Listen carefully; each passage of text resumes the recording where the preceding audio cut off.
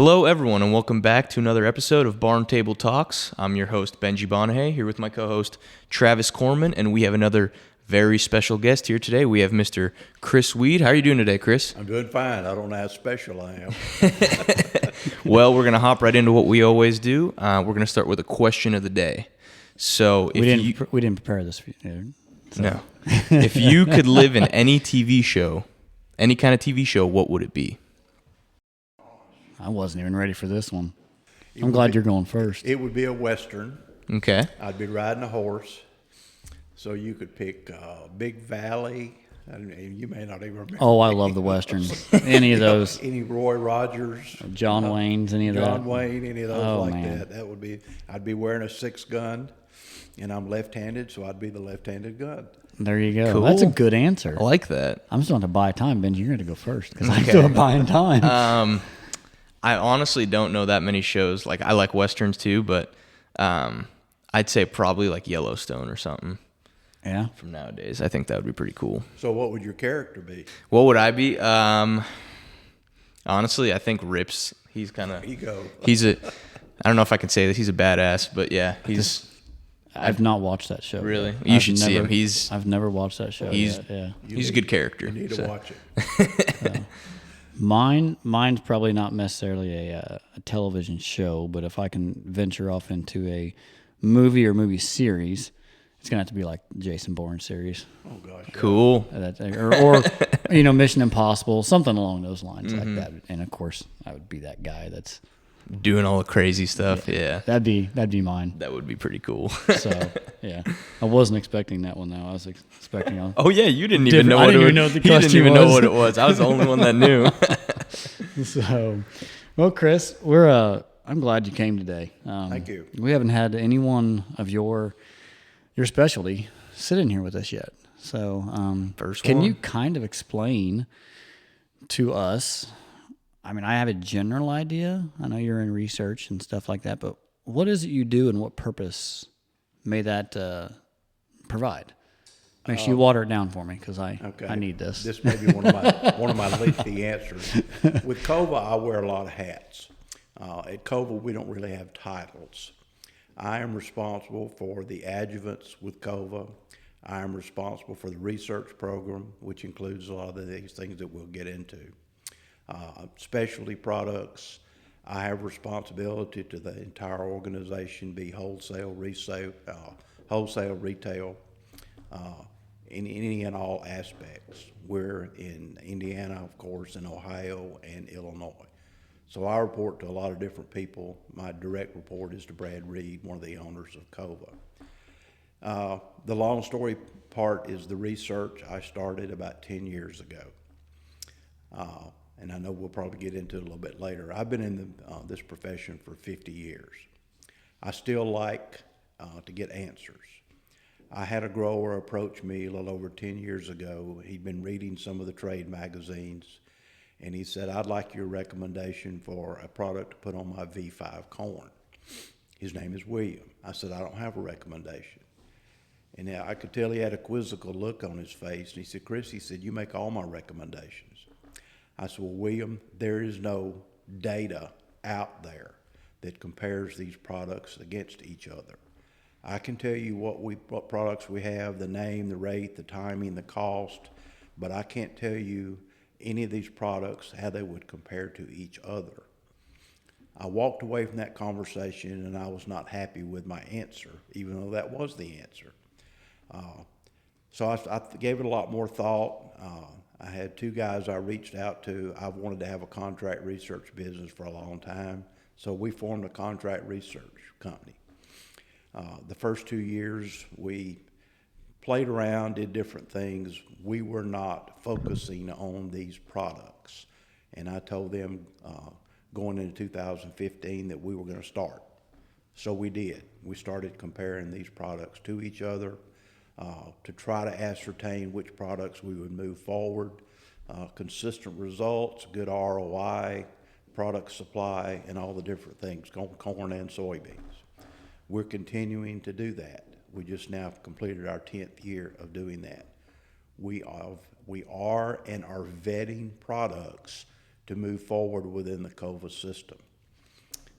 Starting in late 2016, I changed roles within KOVA, and this became one of my major responsibilities.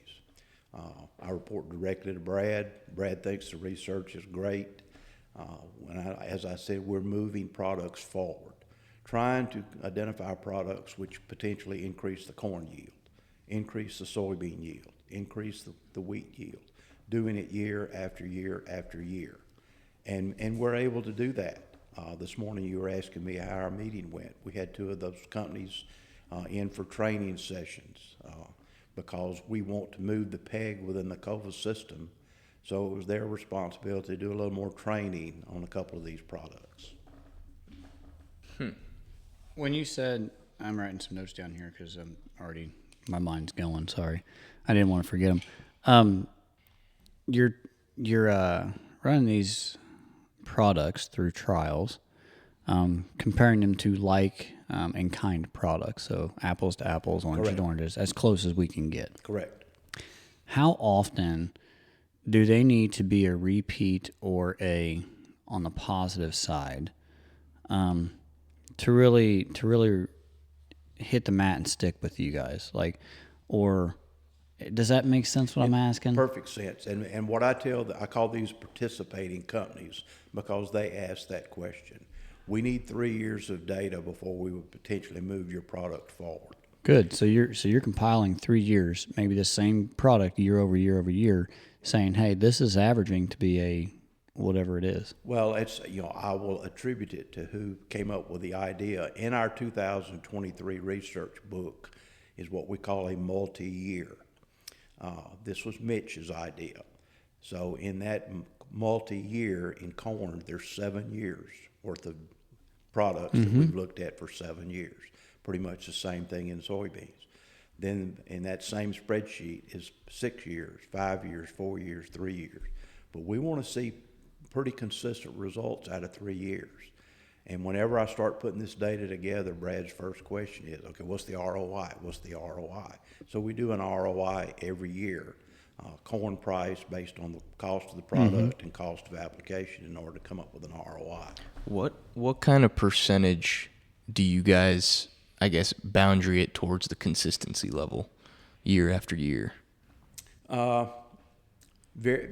We'd want to see consistent. I mean, you're not going to win every time, every year. We like to see a minimum of 65, 75 is better, 85 is even better. Okay. Now, I'll refer, you were asking before we started the podcast. We've got one particular product that we've now evaluated for 6 years on corn. It is the most consistent product we've seen on corn at a V5, V6, V7 application, far and away. Did it win every year? No, by no means. Then we've got another product on soybeans that we've evaluated for 7 years. Far and away is the most consistent product on soybeans. So those are the two of the products that we're moving forward with. We continue to do evaluations. We used to not set guidelines for the number of treatments we would put in a trial. We finally had to start doing that. Kevin Reed and I were laughing about that this morning. We know the field size, so we know the maximum number of treatments that we can put out, and we're at that maximum. So we have to stop. The participating companies and stuff like that, I guess, when you said you only have X amount available for your trials and stuff, basically they call you guys and say, hey, we have this product. We would like to participate in this to see what it is. Do they sign up for a multi-year immediately? No. Or how does that work? They don't. Well, we run it very loosely because we laugh about this all the time, and a lot of these participating companies have done it for so long that I know the rep, and the constant joke is it's all about me. It's how I want to do it, when I want to do it, if I want to do it. But I make them very aware that we want 3 years. If you don't want to be in it for 3 years, don't start. Gotcha. And I caution a lot of the companies after they've been in it for 2 years. Here's the product that you've been using for 2 years. Here's the rate. Here's the timing. Don't change for the 3rd year. Because believe it or not, I'll have some companies that'll say, well, we want to change the rate. We want to change the product. you're going to start over. Right. I don't want you to start over. If I'm not seeing consistent performance, Yeah. sure, maybe we want to change products or change rate or change timing. But if I see 2 years of good data, let's go put it over the top for that third year. How quickly do these specialty adjuvants and products come and go? Some have been around for years and years and years. Within our research, we will lose 4 to 6 companies every year. Really?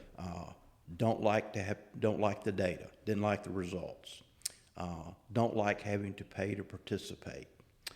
Rep change is huge. Yeah. Oh, really? In all of it. Company A buys Company B.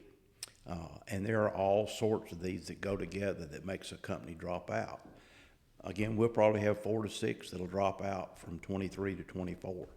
I've already got 4 to 6 in waiting that want to participate in the trials. Yeah. And, and I call it making reservations. And they're kind of, why do you say that? Because I've got to have companies to drop out before you can come in. You give me some idea of how many treatments you might want for the coming year, so that will enable me, because a company that's been participating gets dibs. Mm-hmm. If they want to continue to participate. Yeah. But they've been loyal. Yeah. So that's the way you're supposed to do it. So Absolutely. That's the way I do it. Yeah, that's good. The dry versus liquid, like, do you research on dry applied products as well? You do. So an over the top or I don't know, I guess maybe explain. Okay, let me back up. We do what I call corn starter trials. Products applied with a liquid fertilizer, either applied in furrow or 2x2. Mm-hmm. Okay, then we do corn foliar, applied V5, V6, V7. And for this year, which y'all were a big part of, we did a corn VT with a drone. Mm-hmm. We will continue those projects in 2024. Okay, we do a soybean foliar trial. Application made at V5, V6, V7, or R1 or R3. All right, we started in 22 doing what I call corn and or soybean planter box seed treatment hopper box trials. That's where the liquid and dry come in. Kind of long and lengthy. You may want to focus on shortening that guy. I was in the Army. We can use acronyms. And then they're going to ask me, what's that an acronym? Yeah. Then you're going to think through the whole thing, right? we do. I never dreamed at my age I would be doing this much work. We continue to expand our footprint. But I go back to the premise. I want answers. Mm-hmm. The only way you're going to get answers is to conduct the research. So in a total season, how many individual trials do you conduct? There's about 24 trials. Okay. So how deeply do you manage your trial zones? Obviously I have wrote down here in my notes as you were talking, dry ground versus irrigated ground. Because that can be a total changer on the performance of a product. Am I correct? I mean, you are correct. But all of our trials, all of our sites are dry line. Dry land. Right? Yep. We don't have any irrigation. Yep. Do you guys look for irrigated ground? We do or not. No, not yet. No. Gotcha.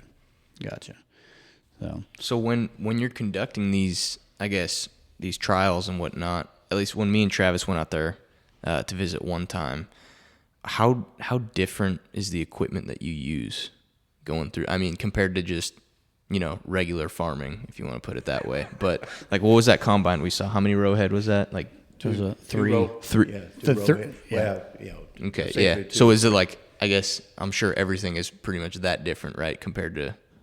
Yeah, there's a lot of different types of equipment. You should see the sprayer I saw the other day. I really do want to see it. It's called a spider. It's called a spider, right? It's a spider. Yeah. We've got a lot of different types of equipment. We have a 4-row custom-built plot planter. We have a 20-foot, 30-foot spider that you call it. We have a hopped-up Polaris 1000 sprayer that we do for. It's hopped up because it has to be high clearance. We've got small plots and large plots.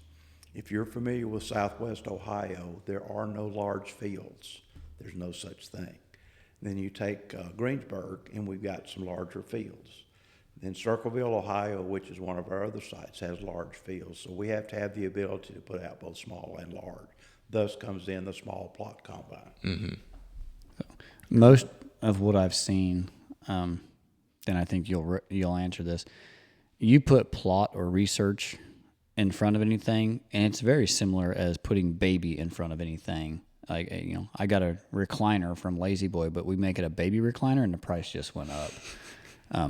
And the same thing happens to a research planter, right? I mean, you can have $500,000 research 4-row planters, and sometimes you can over-engineer and make things complicated in the sense of things too. But yeah, it's that world exists. Same as turf. Yeah. You put turf in front of anything, and you're running the price up on something as well. I mean, I won't name the type of plot combine, but it's not unusual for a lot of these plot combines to cost $400,000 to $500,000. Wow. It's insane. Wow. Insane on that side. Yeah. So a little bit of your history. You told me you've been doing this for 50 years. And I'm not that old. Right? I mean, spread some knowledge here. Where'd you start? How'd you get into research? I mean, that's not everybody's thing. It's another long story. I was in the military. We were at summer camp, and I wanted to go to grad school. But my parents said, we'll help send you to grad school. We'd like for you to work while you go to grad school. That makes sense. So I looked for a job. When I was starting grad school the next fall at Auburn, major SEC football power. They love Alabama, right? In years in the past. Ben asked me to bring up the whole... Specifically, he wanted Yeah, naturally. So I got my bachelor's from Auburn, and I was about to get into my master's program. I was at summer camp. I was at wit's end because I couldn't find part-time employment. A friend of mine, I started bouncing this off of him. He said, don't worry about it. When we get back from summer camp, he said, I'm a PhD entomology candidate. He said, I'll take you around to my committee, and we'll take care of it. So we did. We went around to all his different committee, and each one of them said, well, I'll work you so many hours a week. I'll work you so many hours a week. And I thought, this all's coming together. So I went to the last one, who was a weed scientist. He said, nope. He said, you're not doing that. He said, when you're not in class, you're working for me. This sounds good to me. So I started doing that, started my master's program. And I was actually putting together his, what would that have been, 1973 annual report, paper copy, all the paper back then. So then spring quarter rolled around, and he asked me to drop out of school. He said, we need you to help put out plots. I thought, I've been going to school for a long time. This is pretty interesting. So I dropped out, was planning to go back, in summer quarter. So spring, we started going to all the different experiment stations, putting out, he was a weed scientist, so we're putting out herbicide plots, very similar to what we're doing with the plots putting out. I took to it. I enjoyed it. It was great. The guy I worked with directly was a great teacher. And it was something I had never done before, and I just thoroughly enjoyed it. So when summer rolled around, he said, stay out one more quarter, go back in the fall. Yeah, that's great. Halfway through summer quarter, his technician quit. And I went to him and I said, I'd like to have the job. He said, you're not qualified. I said, give me a shot. He said, okay. So here I am 50 years later. Still working for that shot, right? No. So I've now, in my career, I worked in 11 states. I've worked for different companies. I've now been with KOVA for 12 years. I'm still conducting research. A lot of the technology and methodology we use is what I learned back in the 70s. I still enjoy it. Like I said, I like getting answers. Fortunately, I have a network all over the United States from people I've interacted with for 50 years. I was on the phone with one of them yesterday. He's a contract researcher out of Carlisle, Illinois. So it works. I still like dealing with different people in the network and bouncing different things off of them. So is it the contract research side of things? That's there's a lot of that goes on. Is that primarily universities? Do they reach out to contract? How does that work? It's the other way around. There are not as many contract researchers now than there used to be. Now, take into consideration, I started in the 70s. There were contract researchers coming out of the woodwork. So a basic pesticide manufacturer would go to the university. They would also go to some of these contract researchers in order to get them to conduct research.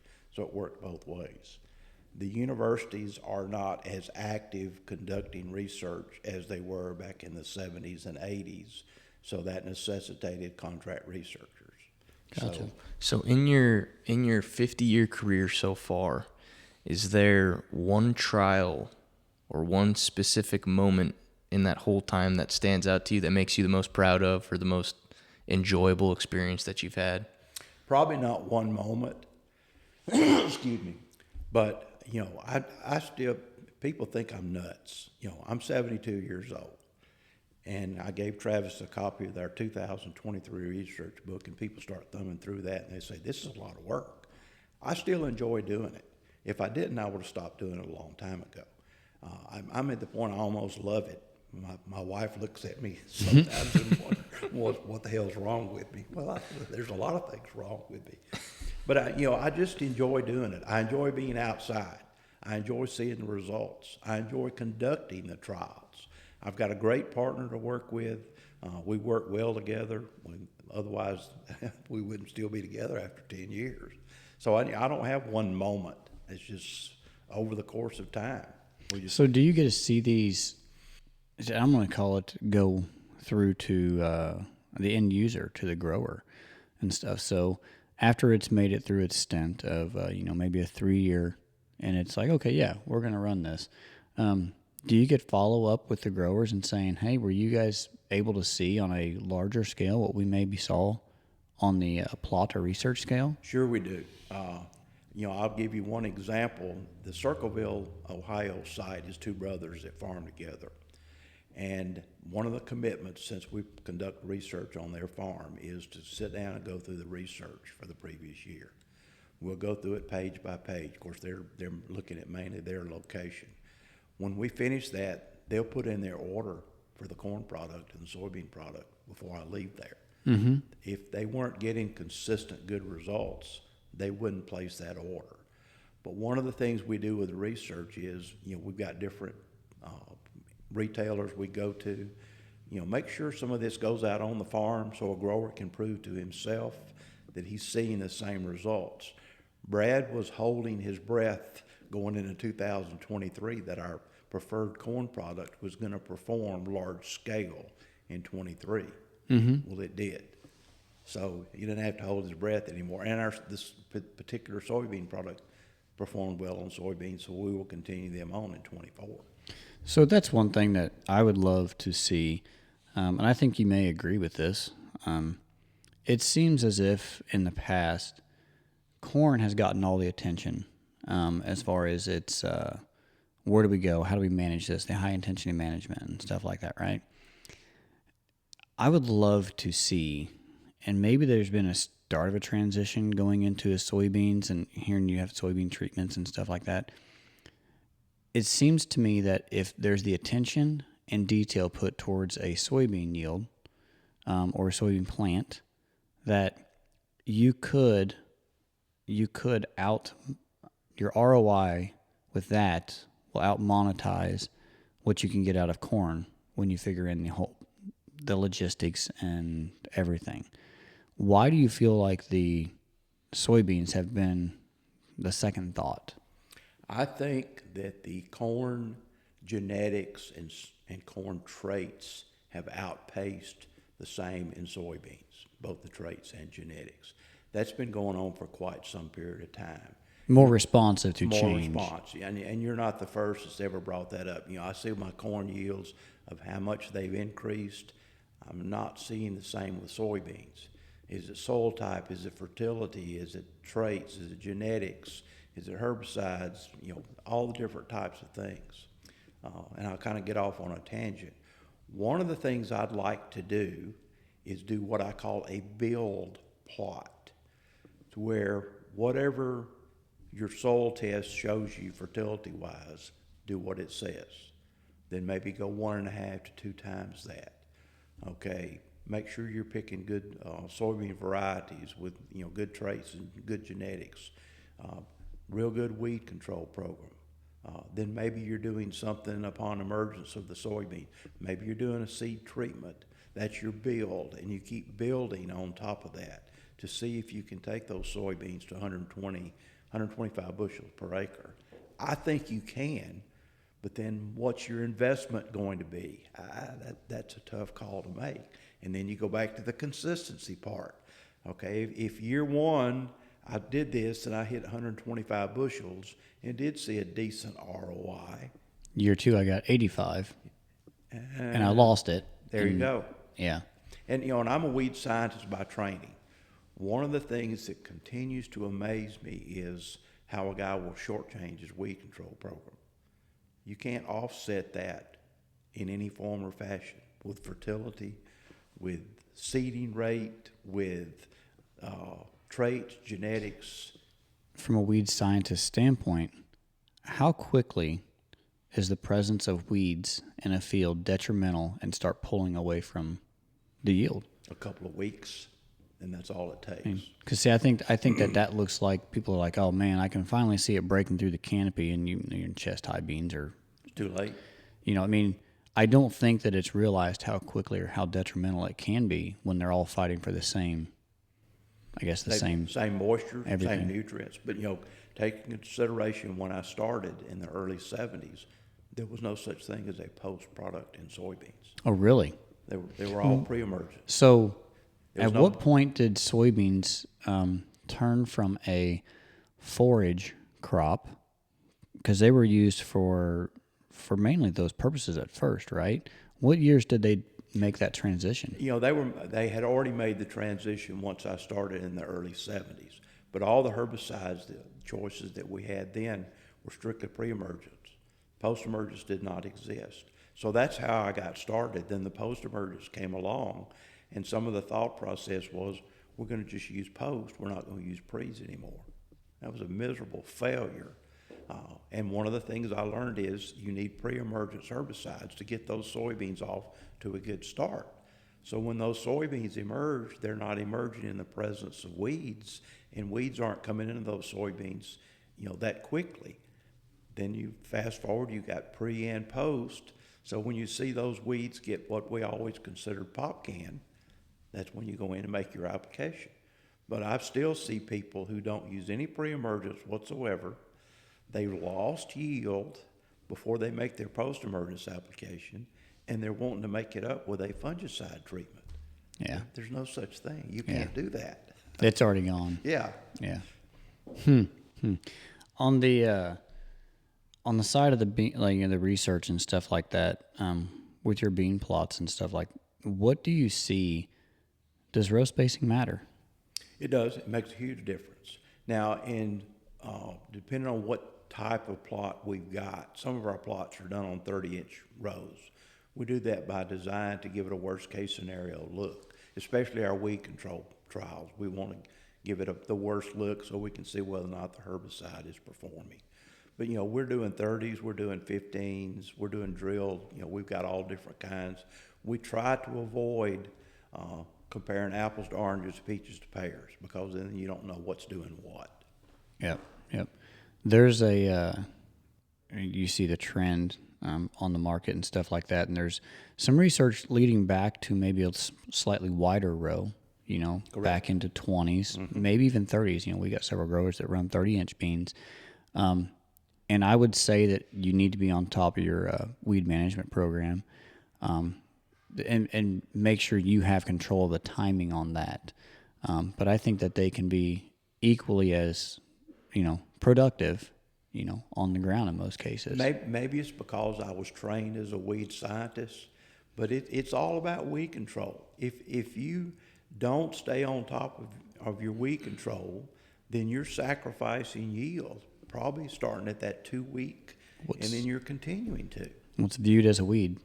I'm sorry? What's viewed as a weed? That may be a generic question. It's a plant out of place. So we got cover crops, right? And I'm going to try to round this in saying we just put, cover crops out this fall and stuff. And maybe guys like to plant into standing cover or non-killed cover and different things like that. Have you done any research or, and this may become opinion at this point too, right? What's your thoughts on that? I mean, one of the things I like to see, whether it's corn or soybeans, is whether it's a a cover crop, or whatever you've got, whether it's you plant it into a bed of weeds. I want to see that cover crop or those weeds dying or dead when your corn or your soybean emerge. So the competition is essentially eliminated.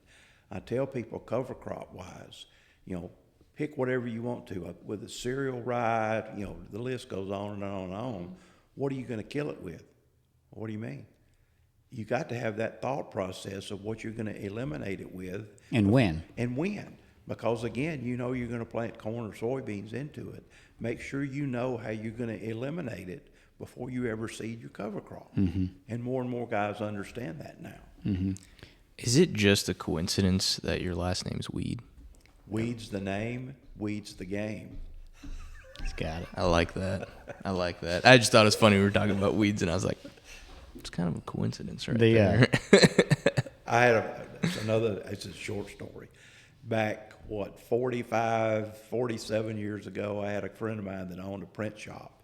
He said, I'm going to print you up some notepads. And at the top of it, he put, Weed's the name, weed's the game. There you go. I like that. With the research and with the presence of, I guess, attention to details, and stuff like that, when you're putting your soybeans, are they a different planter than you use for your corn, right? With you get your 30-inch 4-row. Sometimes is it the same planter for the beans that you would put out there? And then if that's the case, do you care if it's conventional till, no till? Does it even matter? Do those factors come in? I don't think it matters. Some of our trials are conventional. I shouldn't say conventional. We only have one site where it's conventional tillage.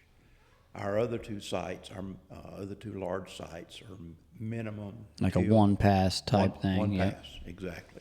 I don't think it matters. One of the things that I make sure any of these participating companies know where the trials are going to be located, how we go about it.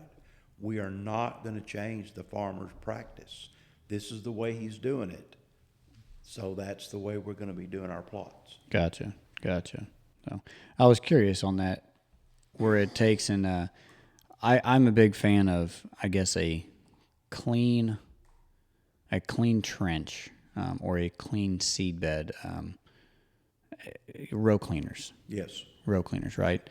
I think that does a couple benefits for the plant. It allows the sunlight to hit the soil and warm the ground up, in a no-till scenario. So it is a quicker emergence, I feel. Correct. And then also it does prevent your lodging and different things like that can happen. Now, I don't know. I guess that's another place where I think guys could focus a little more attention on beans and maybe see some more management practices could come in and, possibly do that. But we do see guys doing 30-inch beans, and from the point of technology, now you're applying the same technology to your bean crop as you would on your corn crop, without the added expense of setting up your bean planter, if that makes sense. Like, it's a one planter, dual roll thing.